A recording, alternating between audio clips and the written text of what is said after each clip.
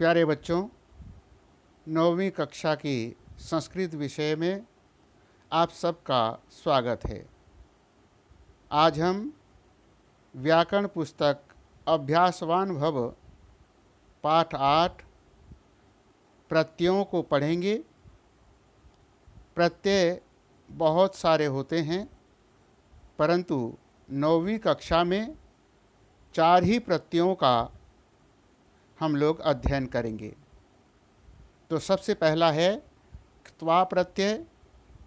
क्त्वा प्रत्यय में क का लोप हो जाता है, त्वा शेष रहता है। दूसरा है तुमुन प्रत्यय। तुमुन में म का ऊ और न का लोप हो जाता है, शेष रहता है तुम। तीसरा प्रत्यय है क्तवतु। क और त का ऊ दो वर्ण का लोप हो जाता है, शेष रहता है तवत। चौथा प्रत्यय है ल्यप प्रत्यय। ल और प का लोप हो जाता है, य शेष रहता है। ये सब प्रत्यय धातु शब्दों में प्रयोग किए जाते हैं। ध्यातव्य नियम। सबसे पहला नियम है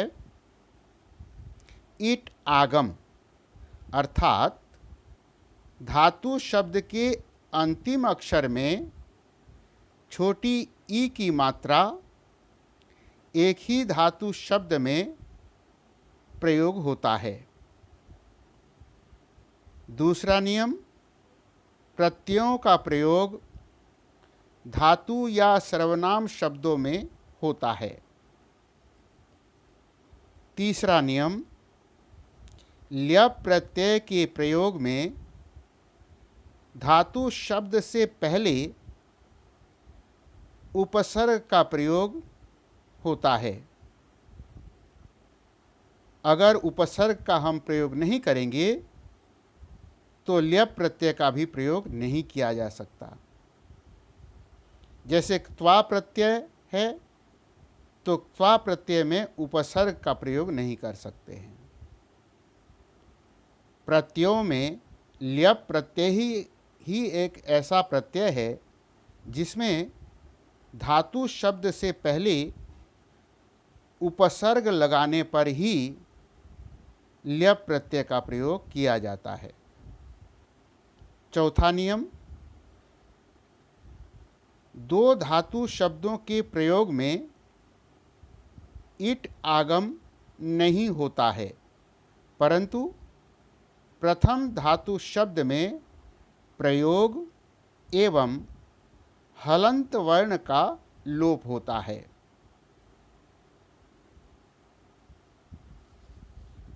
अब कुछ उदाहरणों से इन चारों प्रत्ययों को हम लोग विस्तार पूर्वक समझते हैं। जैसे पठित्वा, पठ धन क्त्वा, और जब पठित्वा बनाएंगे तो ईट आगम हुआ। और ईट आगम क्यों हुआ कि जैसा कि मैंने आपसे कहा था कि एक ही धातु शब्द में ईट आगम होता है। गत्वा, जाकर, गम गच्छ, यानी कि जाने के अर्थ में दो धातु शब्दों का प्रयोग किया गया। तो प्रथम धातु शब्द है गम, यानी कि म हलंत अक्षर है, उसका लोप कर दिया गया, गत्वा। श्रुत्वा, सुनकर, श्रु धातु है, एक अक्षर वाला धातु शब्द है, इसलिए क्त्वा प्रत्यय प्रयोग होने पर सीधा क्त्वा प्रत्यय प्रयोग कर दिया जाता है। खादित्वा, खाद धन कत्वा, खादित्वा। खाद धातु भी एक ही धातु शब्द है, इसलिए ईट आगम हुआ। खादित्वा, खाकर। अब आइए तुमुन प्रत्यय को समझते हैं। जैसा कि मैंने आपसे कहा, तुमुन म का ऊ और न का लोप होता है, शेष तुम रहता है। पठितुम, पढ़ने के लिए, तुमुन प्रत्यय में भी ईट आगम होता है, परंतु डबल धातु शब्दों में, जैसा कि त्वा प्रत्यय में हलंत अक्षर का लोप हुआ था, परंतु तुमुन प्रत्यय के प्रयोग में डबल धातु शब्द के पहले में प्रयोग तो होता है, परंतु हलंत अक्षर का लोप नहीं होता है। और अगर धातु शब्द का अंतिम अक्षर वर्ग का पंचम वर्ण है तो तवर्ग का, यानी कि पंचम वर्ण को तवर्ग का पंचम वर्ण न हो जाता है, जैसा कि यहाँ पर हुआ है। गंतुम, जाने के लिए। श्रोतुम, सुनने के लिए। श्रु धातु है और किसी भी धातु शब्द के पहले अक्षर में अस्वर वर्ण है तो उसमें दीर्घ का नियम लागू होता है, अ को आ किया जाता है, और गुण संधि का भी नियम लागू होता है। अगर धातु शब्द के पहले अक्षर में ई की मात्रा लगा है तो उसको ए होता है, और ऊ की मात्रा लगा है तो उसको ओ होता है, जैसा कि यहाँ प्रयोग किया गया। श्रु में ऊ की मात्रा है तो ऊ को ओ किया गया। श्रोतुम, सुनने के लिए। खादितुम, खाने के लिए। खाद प्लस तुमुन, खादितुम, ये भी एक ही धातु शब्द है।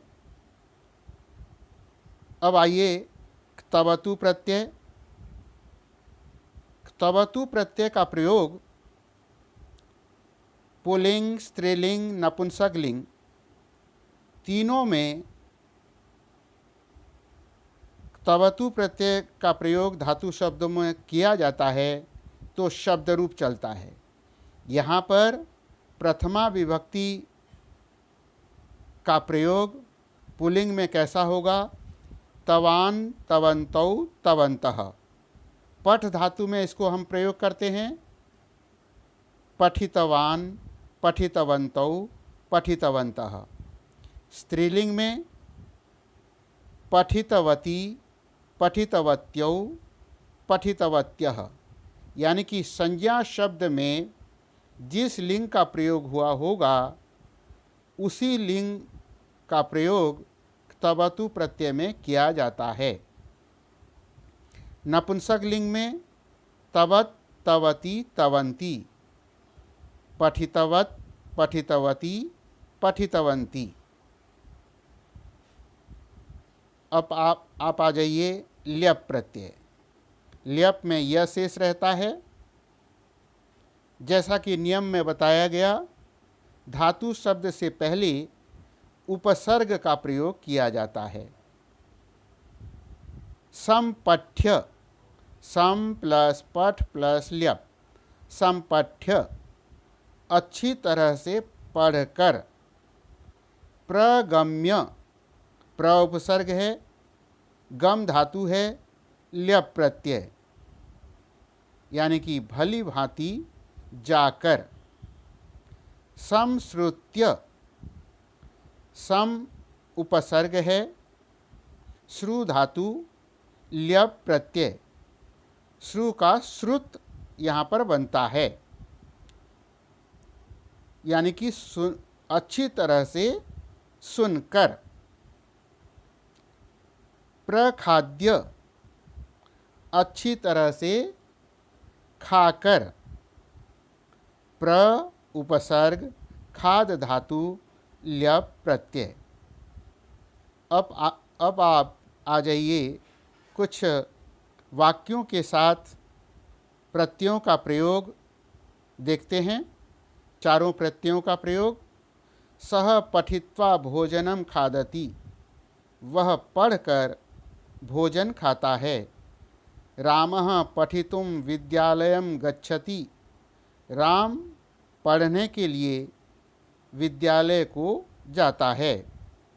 ते पाठम पठितवन्तः, सह तौ ते बहुवचन है, इसलिए तवान तवन्तौ तवन्तः। क्रिया में भी कर्ता में जो वचन है वही वचन क्रिया में भी प्रयोग किया गया। उन सब ने पाठ को पढ़ लिया। बालकः सम्पठ्य आगच्छति, बालक अच्छी तरह से पढ़कर आ रहा है। धन्यवादः, आप सबका धन्यवाद। आपका दिन शुभ हो।